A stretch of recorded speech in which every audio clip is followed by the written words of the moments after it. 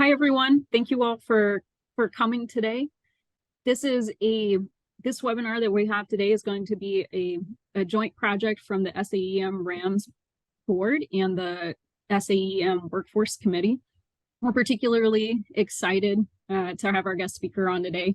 Our thoughts in general for this was to start a series of addressing some of the workforce questions that people have had. And we thought for this one, we would jump ahead to the end of the process and the most important part and get a perspective from people who hire EM physicians on what kind of characteristics and things that they are looking for in particular.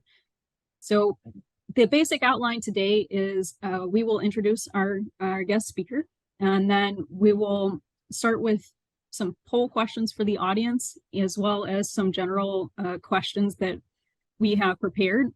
And then we'll end part of the talk with some of the questions that you all have. If you wouldn't mind putting your questions in a private chat to Stephanie or to me, and we will do our best to try to get some of those asked during this webinar period. Okay, and so with that, I'd like to introduce our guest speaker. It's Dr. Leon Sanchez. He's currently the Chief of Emergency Medicine at the MGB Brigham and Women's Faulkner Hospital. Prior to that, he was the Vice Chair for Network Operations at Beth Israel Deaconess Medical Center. He's an Associate Professor of Emergency Medicine at Harvard Medical School with over 100 peer-reviewed publications, and he's nationally a recognized expert in the field of emergency medicine operations.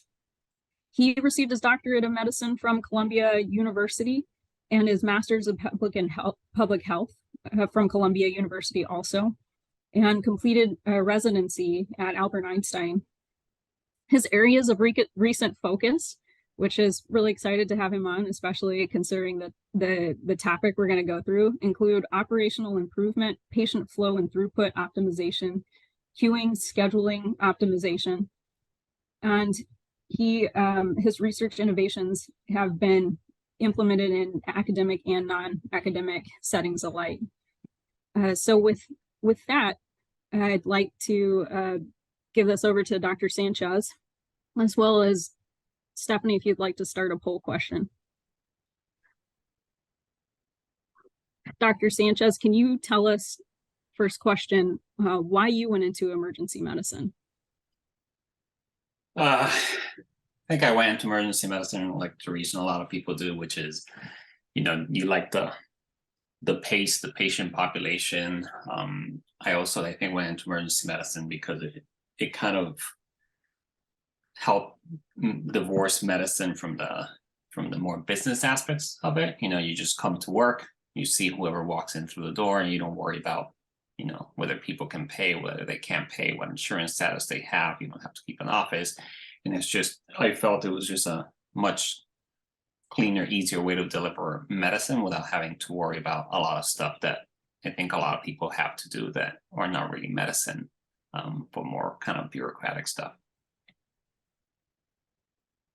And while people are typing in their anonymous answers here to why they're interested in emergency medicine, do you mind walking us through your thought process when you are hiring a new ED doc and what characteristics are important to you and the hospital? So I think there's a difference between community hires and academic hires. I think academic medical centers tend to be more targeted towards specific areas of focus that they're trying to develop.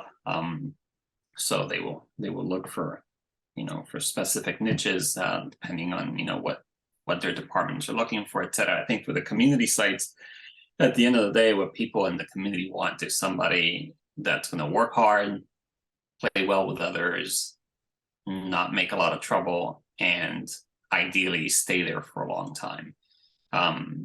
Community sites tend to be smaller, so the total number of doctors in any one group will be much smaller. So a single doctor that becomes an issue is a much more magnified problem than an academic medical center.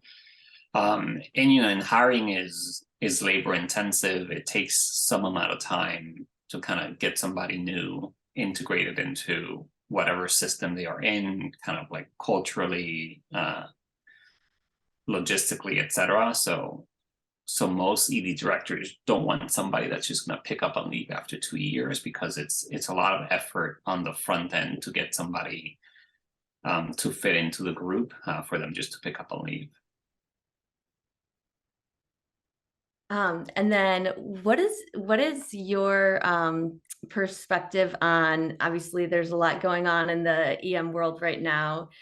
Do you have a perspective on whether or not there will be enough jobs remaining for EM positions in the future, given the projected oversupply? Yeah, I think that's a question that everybody's wrestling with right now, and it's hard to truly predict. I think there's, like with everything, there's going to be imbalances. There are certain cities that are highly desirable to live in, and those jobs will be forever incredibly competitive. And then there's other areas of the U.S. where nobody wants to go work, and there's probably positions open there right now. And it just depends who you are and where do you want to live and what you want to do, how badly that will impact you. There are a number of things I think that it's just hard to predict, right? I mean, the population's aging, so there's going to be more medical needs. It's hard to predict, what the whole outpatient system of medical care is going to look like. The more that system becomes inefficient or is unable to meet patients' needs, the more need there will be for emergency medicine to fill that gap. So at the end of the day, you can look at the projections, but that's exactly what they are. If I tell you there's a 50-50 chance that something's going to happen, that's useful when you're thinking about large numbers, but you're an N of one, and only one thing is going to happen for you, right? So I think it's something that, yes, you have to take into consideration, but it's hard to predict what things are going to look like 10 years from now. Kind of going back to what you mentioned in terms of, like, if someone were looking for a job to show that they play well with others, I assume they're going to look at letters of recommendation. But if you have two candidates and sort of a resume back to back, what's your process? What are you comparing side by side, and how are you getting a better sense, without having met that person first, of whether or not they might be someone who plays well with others? I think what most people do is they reach out to their own network of people that they know. So, wherever it is that you went to residency, you will have attendings that you worked with. And if somebody writes me a letter and I know that person, letters of recommendation all look pretty much the same, right? Everybody walks in water, everybody's the best things in sliced bread, and blah, blah, blah, blah, blah, blah. But, if you know somebody else really well, if I call somebody that I have a personal relationship with, I will just ask what, people tend to ask the question. It's like, what's the real deal? Is this somebody that I should hire or not? And depending on how well you know the person and what their history is in terms of their level of honesty, you take that with a grain of salt, or you utilize that to make the bulk of your decision, right?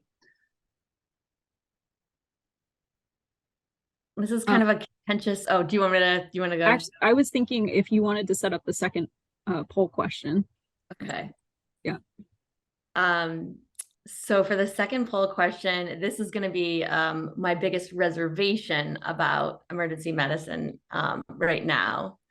And this is kind of a contentious question to ask, but Dr. Sanchez, what is your perspective on the profit versus cost difference between hiring APPs versus physicians right now? So it depends what you look at. Like on paper, right? If you look at, if I hire one APP versus I hire one attending, an attending is obviously much more expensive than an APP. That being said, an APP is not going to ever be able to do with an attending everything that an attending can do. And some of it is our own fault, right? Many places have kind of hire APPs as a way of offloading work that that attendings didn't want to do, and now the reality is that they're part of the fabric and part of the system, and you're not going back. So there are a number of things. I think both ACEP and AAEM are kind of putting kind of white papers, policies in place saying that, there should be direct supervision of APPs for patients, and like real-time direct supervision, not like what happens at a lot of places where at the end of the day you get a stack of charts and say, here are the charts that the APP saw for you to sign, and these are all patients that have already been discharged. But more of like, the model where happens in residency, right? If you're a resident, you're discussing every patient with your attending, and depending on your level of expertise, that the length and depth of that discussion may vary, but an attending is kind of signing off in every one of the cases. And that's probably the best kind of long-term model in terms of patient care. And with that model, yes, if you have a model where there's APPs in the system, then yes, by definition, you will need fewer attendings. But it's not to the point where you essentially have APPs kind of existing solo, which means that truly is a threat to your ability to find employment. And there are movements by some APP groups to try to be able to kind of work fully independently without any supervising physician. Certainly in other specialties, that's already happening.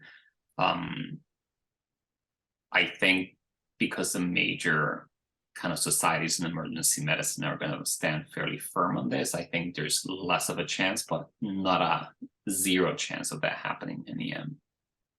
What's sort of a, I guess, because like we have no sense of this, but you mentioned that if you have more APPs working, then you need fewer physicians, which does make sense.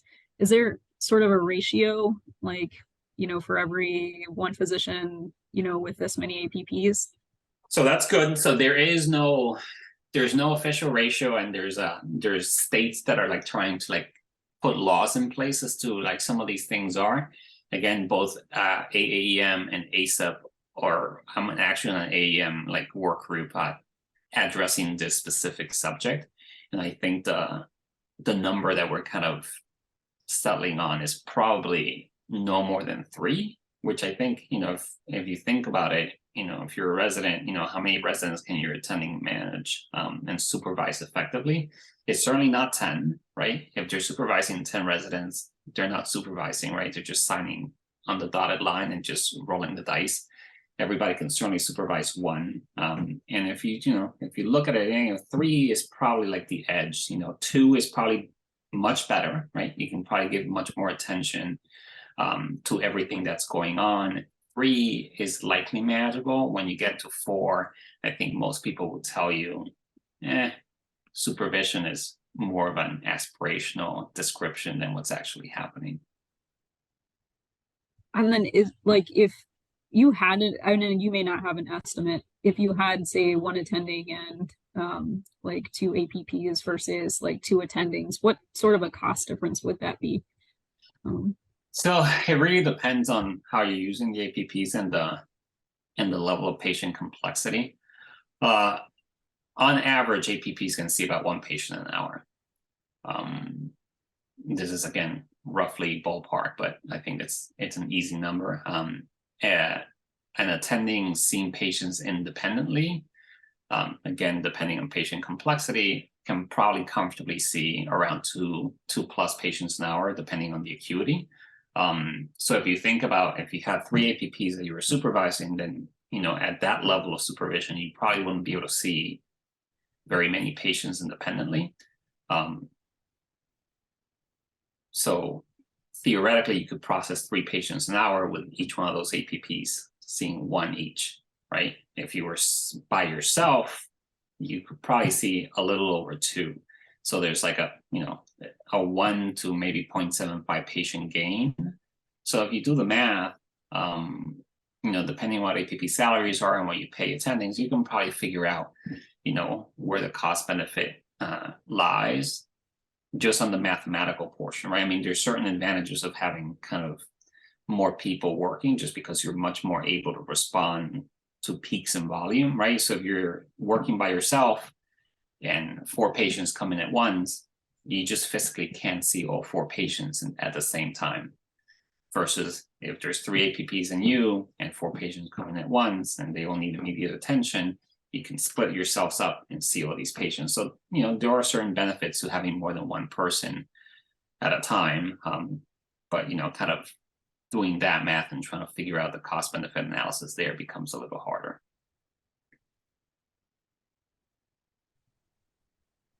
And then our last pre-written question here. I know this is on a lot of minds of residents. We were wondering, will I have to do a fellowship to be competitive for a job in the future? It depends what job you want. I think in academics, because of the subspecialization and people looking, academic medical centers starting to be much more targeted about what they're looking for, fellowships may become more and more necessary for certain areas of emergency medicine. I think for the community, that's probably not the case. So if you do a fellowship because you're interested in something and you want to develop an area of expertise, that's great. But I don't think it's going to become an absolute necessity. There are certain fellowships that I think will kind of give you like greater marketability, but again, at the end of the day, that changes, right? So ultrasound is a good example where the penetration of ultrasound in emergency medicine has increased significantly, but we're at a stage now where there's been so many ultrasound people that have gone through fellowship that many community sites already have an ultrasound trained director for their site.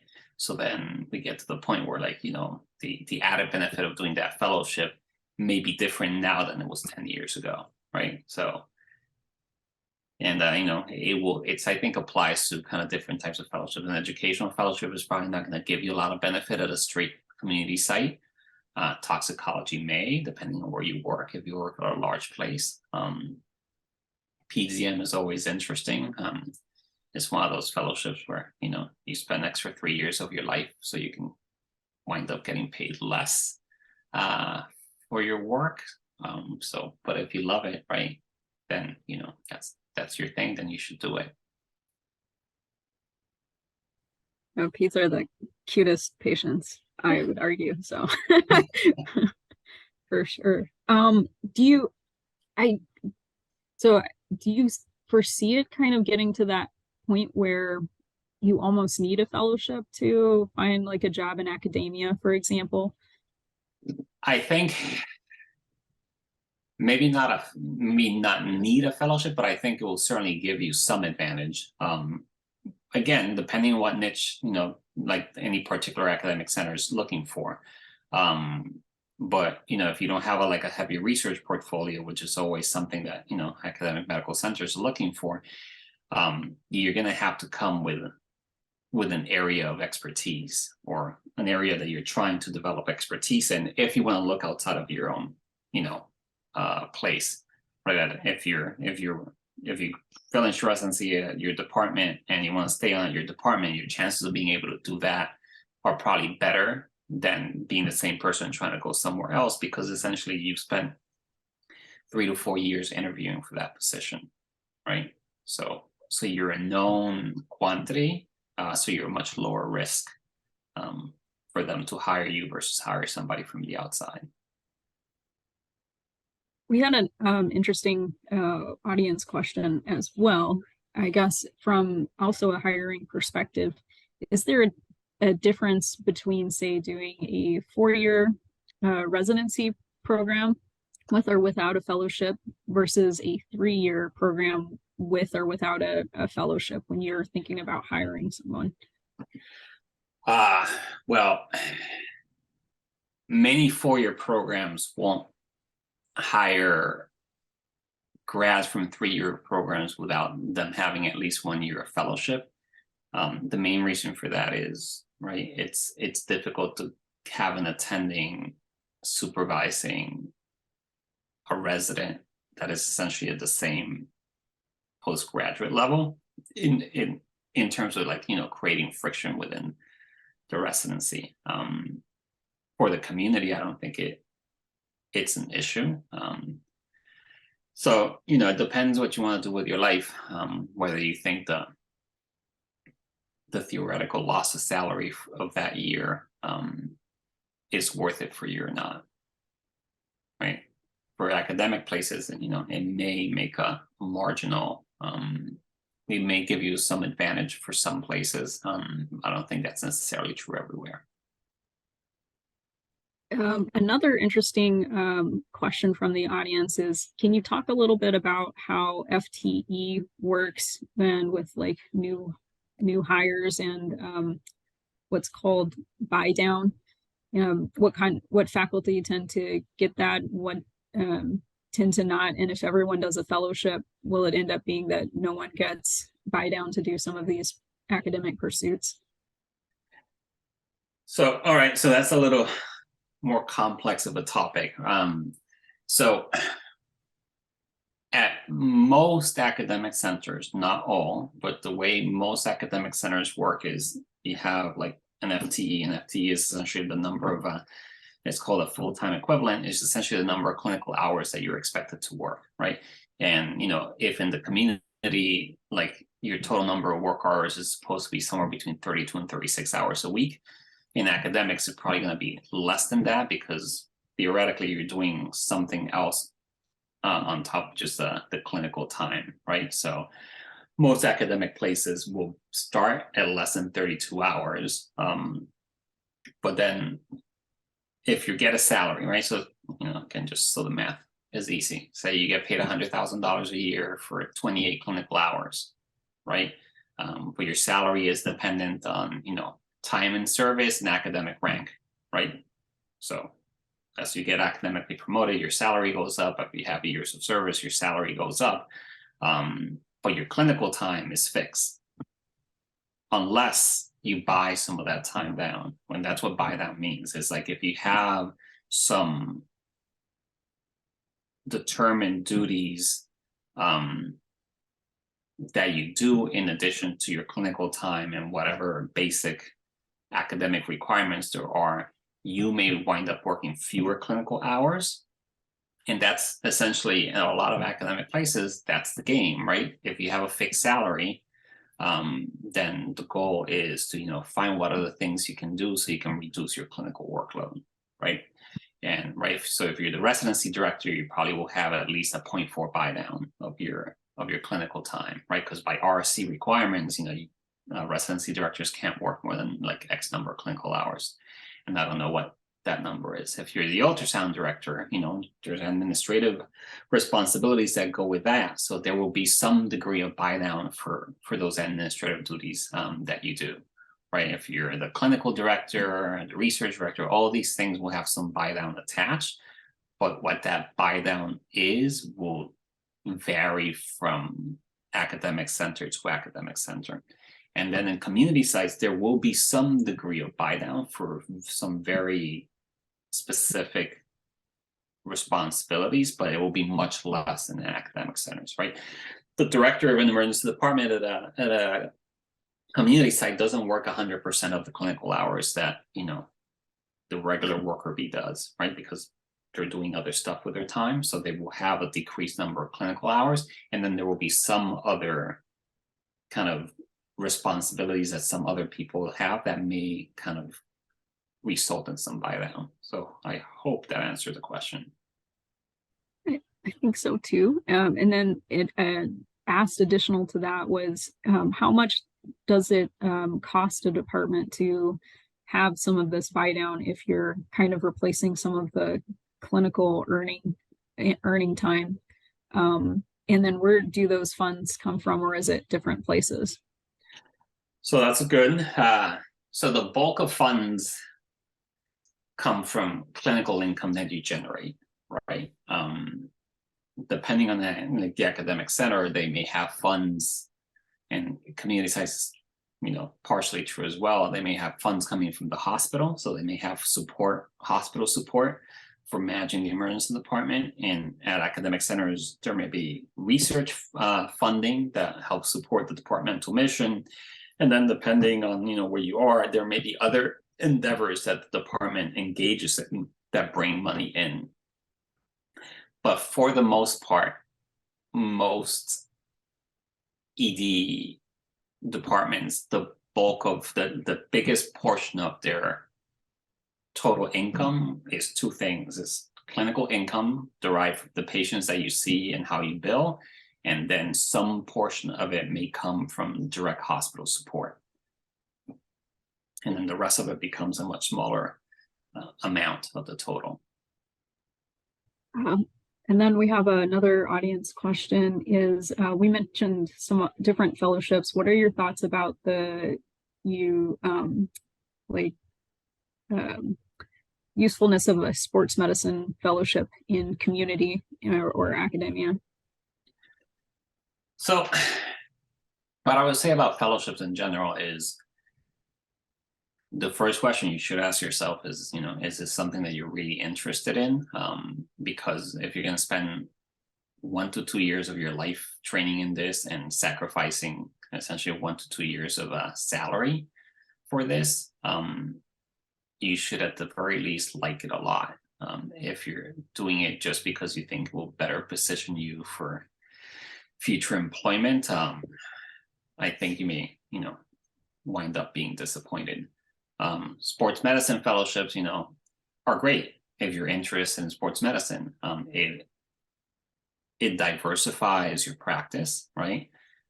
Is sports medicine going to be very useful on an ED shift?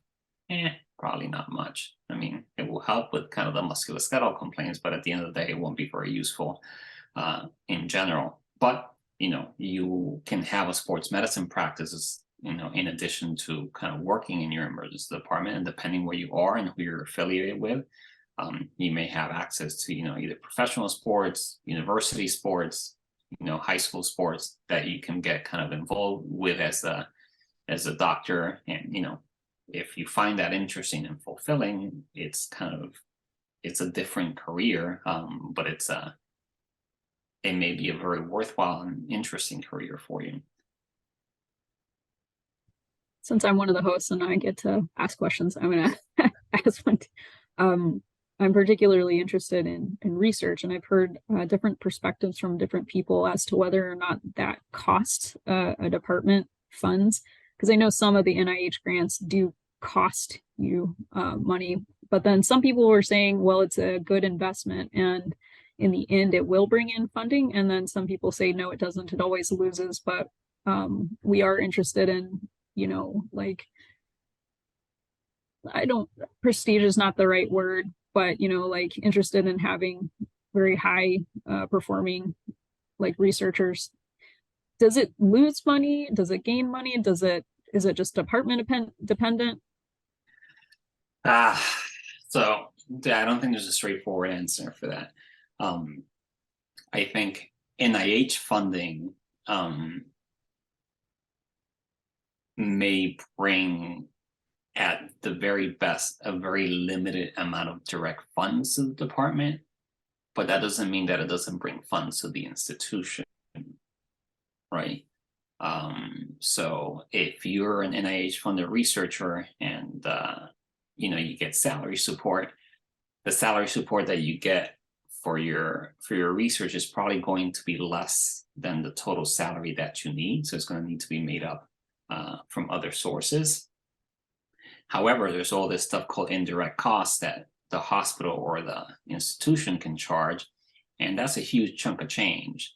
And the individual department may not see a lot of that money, but the institution certainly does, right? I mean, if it was a money loser at all levels, no institution would be engaging in funded research, right? Because why would you? But if you're a researcher and you're doing research, you in general may also have other fund streams that are not just NIH funding, right? So there's industry sponsored research, and the way those monies get constructed and flow through the department may be different. Then those funds may be kind of more attractive at the departmental level, right? The indirects may be less attractive at the institution level, but they may be more attractive at the departmental level.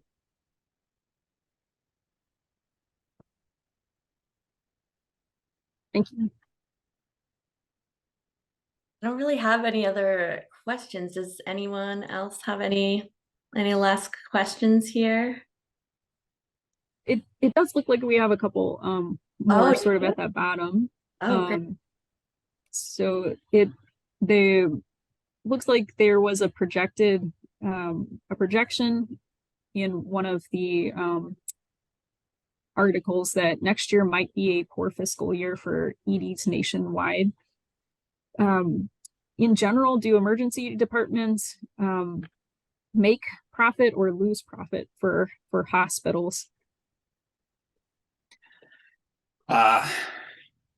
Yeah, I think that's not a straightforward question. So every hospital needs to have an emergency department, right? If you're an acute care hospital, by law, you have to have an emergency department. How well that the emergency department runs and how much profit it generates versus cost, it is a hard question to answer. Part of it because it just depends how you do the math, right? So what portion of the revenue do you want to ascribe to the emergency department, right? If you're just talking about, the ED itself, then the math may be different than if you say, well, every patient that gets admitted to the hospital, every, patient that comes in that requires a surgical procedure, is some of that revenue that happens after the patient gets admitted, does that come back, as part of what you kind of count as, revenue that the emergency department generates and provides? Many people don't, but, that should be counted as part of it. It also depends on your payer mix. So depending on all these factors, hospitals will provide varying levels of support for essentially your salary, right? And all the things that need to happen for the emergency department to run. But, every time you see a patient, right, the patient gets a bill from you for your services, and the patient gets a bill from the hospital for the facilities costs. So every single patient that walks into the emergency department, the institution is, billing them separately from your actual bill.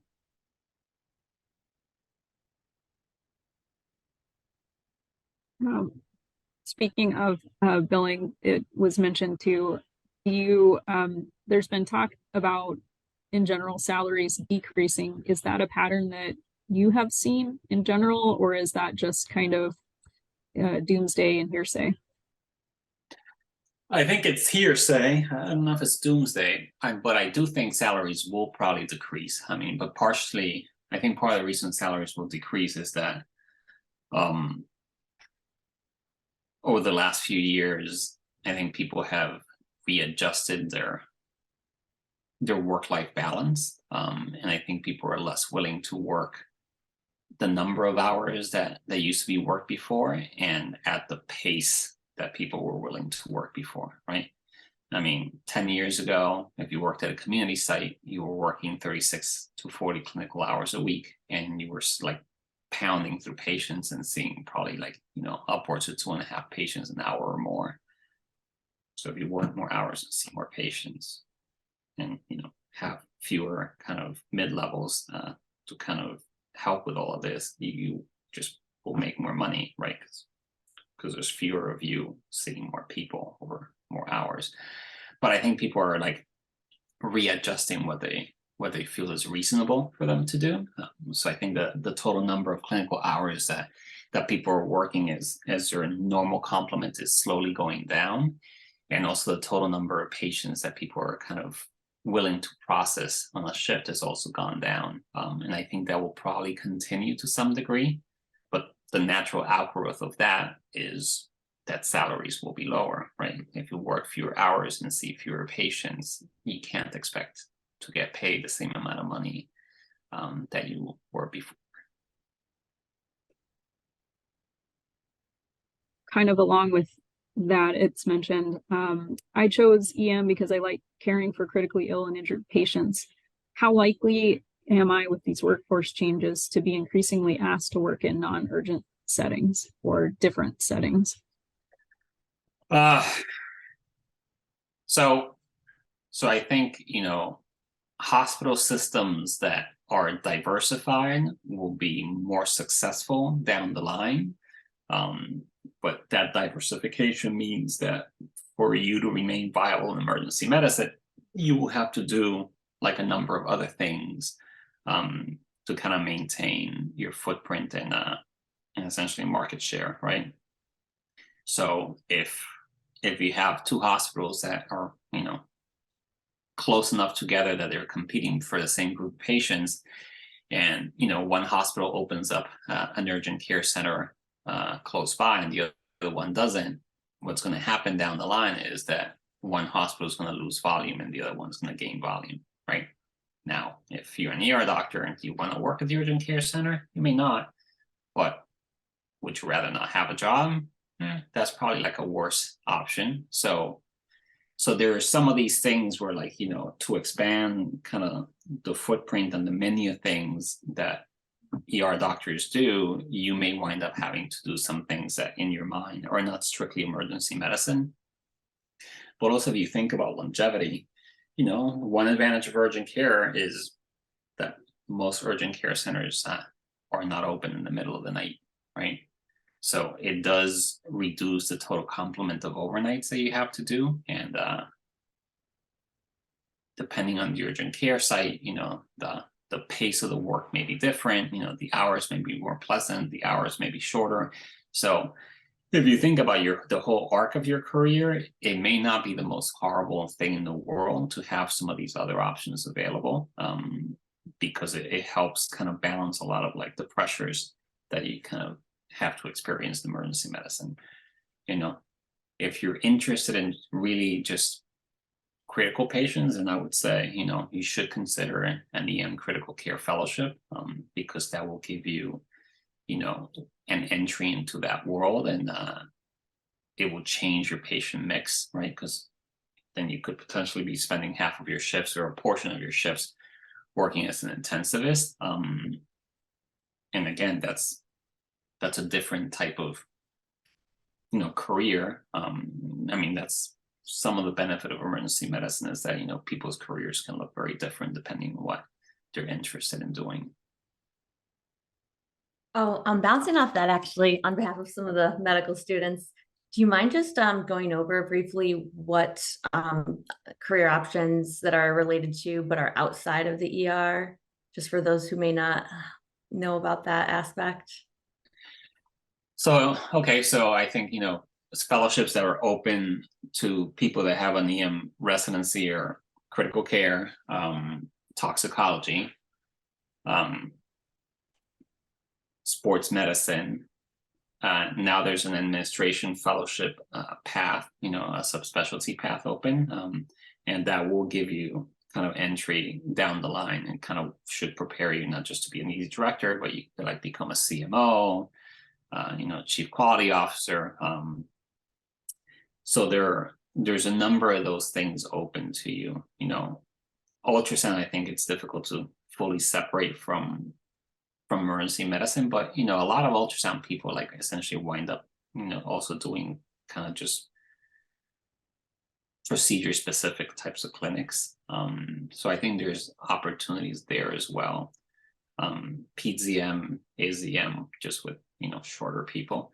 So I would not like term that like a separation from emergency medicine, although the patient population is different enough that, you know, depending on who you are, it may be different enough. And I'm just trying to think off the top of my head, like I think an education fellowship is like very targeted to, you know, people that are much more interested in like an academic environment. I don't know, is there anything else that I'm missing? I know there's a lot of efforts to kind of elaborate on that right now, so we may not fully even to investigate potential areas.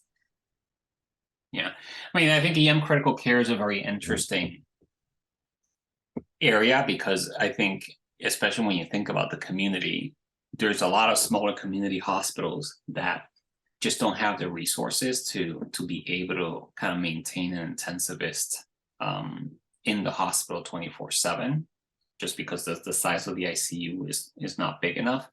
But if you think about it, if you hire a few like EM critical care people, all of a sudden that equation may change, right? Because then you have a bunch of people that kind of split their time between the two areas, and for the purposes of emergency medicine, then right, you're vertically integrated, and all of a sudden you own the whole continuum of acute care in the hospital, right? If you have friends in the ICU, it just makes a lot of things a lot easier. Thank you. We have a question from some of the medical students that I think, if I'm understanding sort of the crux of it, is that we've talked a lot about some of the things that people are concerned about with the workforce, sort of from the perspective of someone who hires.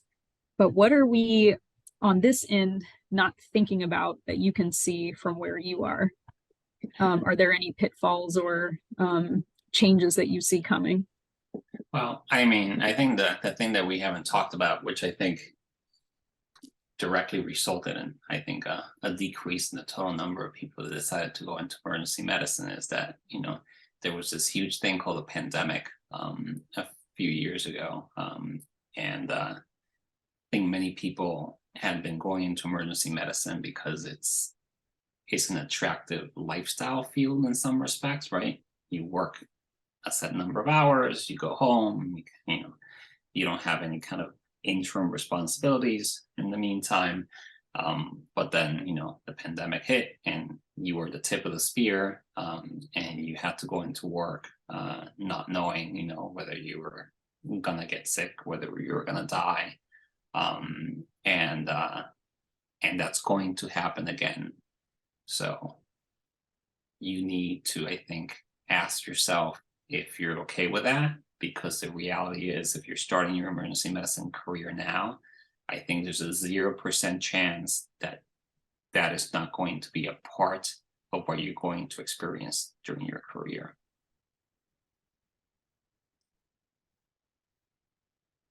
And then I want to get any more questions before we kind of talk of sort of like a bigger piece. If anybody has any, I'll give you a couple minutes. But for our sort of other question we had is, again, sort of with the questions of the workforce and changes in emergency medicine.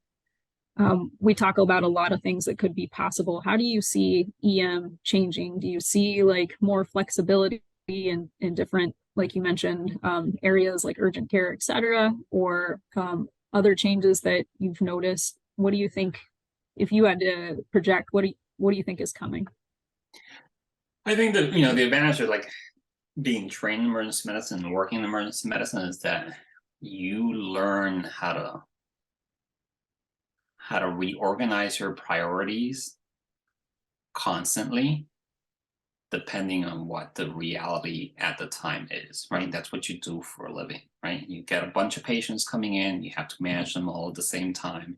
And some of them are sicker, some of them are less sick, some of them need things now, some of them need things in the next half hour. And you're constantly trying to manage that like whole slew of demands on your time. And then every time there's a new input, you reorganize the whole thing to be able to be as effective as possible. And that is something that translates into a lot of other areas in healthcare very well. And you are very competitive being able to handle these types of complex problems, because the rest of medicine doesn't do this for a living, right? The bulk of medicine sees one patient, finishes everything they have to do for the patient, moves that patient away, and then they see the next one, right? So they're trained to do things in a very linear fashion, where you will be trained to do things in a way that just develops a level of flexibility of thinking that is very hard to teach other people. So, and you can kind of use that and leverage that in a bunch of different areas of the hospital, not only in operations, but throughout. I mean, if you start looking, at a lot of hospitals, there's a lot of EM people that now have like positions of like a lot of responsibility at the hospital level. And the reason is that I think is just because their brains work in a way that like allows them to be very flexible and kind of input new information and make decisions quickly. So that I like that perspective too. Is there anything in particular, or just kind of you think we'll be ready for any sort of changes to the workforce or to where physicians are going? Yeah, I think it's impossible to tell. I think, we will be better positioned than I think some other specialties. And again, I think, remember, with the whole kind of work-life balance, that's not just emergency medicine, right? If primary care decides that, that they want to like see fewer patients or work less hours, anytime any other specialty kind of decides to do less, it just means that most likely you're going to wind up doing more. So because of that, some of these predictions are kind of predicated on kind of a steady state of some of these things where, that steady state may not be true, right? If we have fewer clinic hours available, then, more of those patients will come to the ED, right? So if there's an increased ED volume, then there will be a greater need for emergency department doctors to see these patients. But I mean, I think it's hard to predict. I mean, I would say, you shouldn't be doing this unless you love it, and you also shouldn't be doing this if you're not comfortable with the reality that you will be asked to do things during certain periods of time that are going to be demanding of your time, effort, in a way that may be unreasonable and may put you at personal risk, because that's emergency medicine.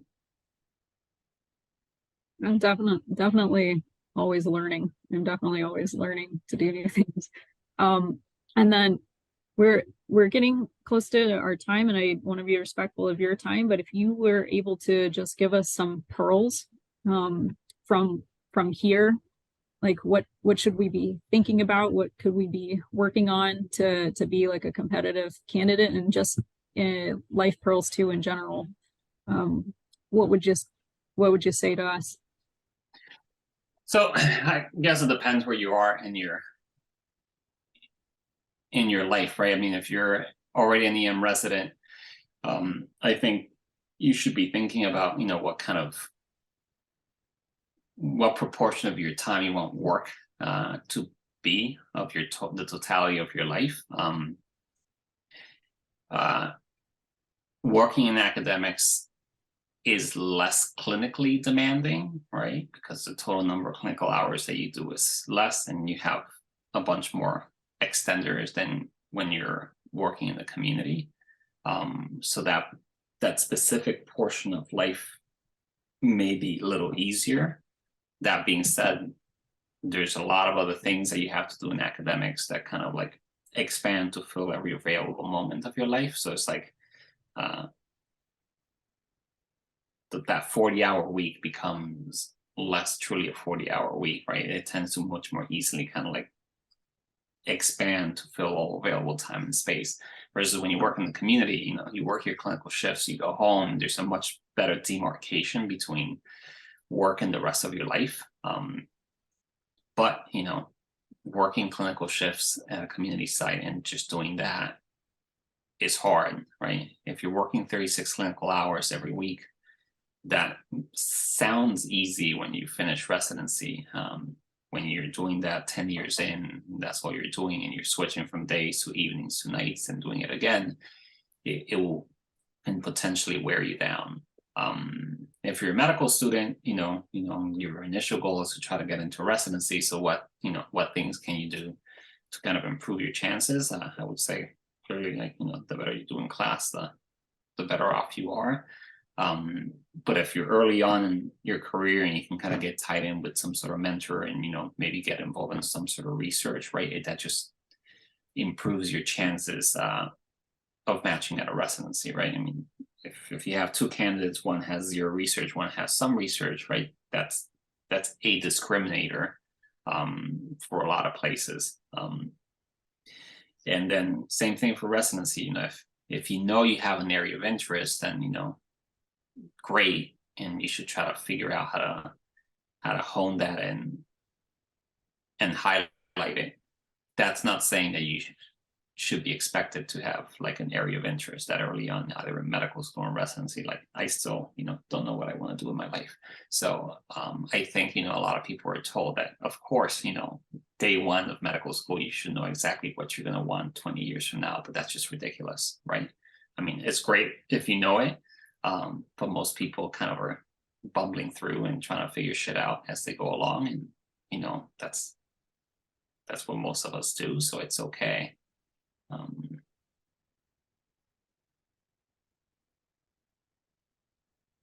Well, thank you so much for your time. This was wonderful, and thank you for answering all of our questions.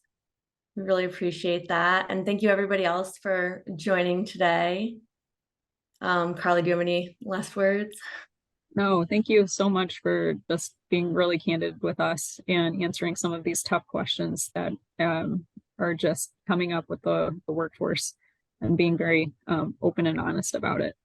We really appreciate you taking the time to do that for us and give us your perspective, which is something that we can't always see from where we are right now. Great. Well, good luck to all of you. And if you ever have any questions, feel free to let me know. But again, you know, it will be fine. You just have to be, you know, flexible, and you'll figure it out. Thank you. Thank you. Bye-bye.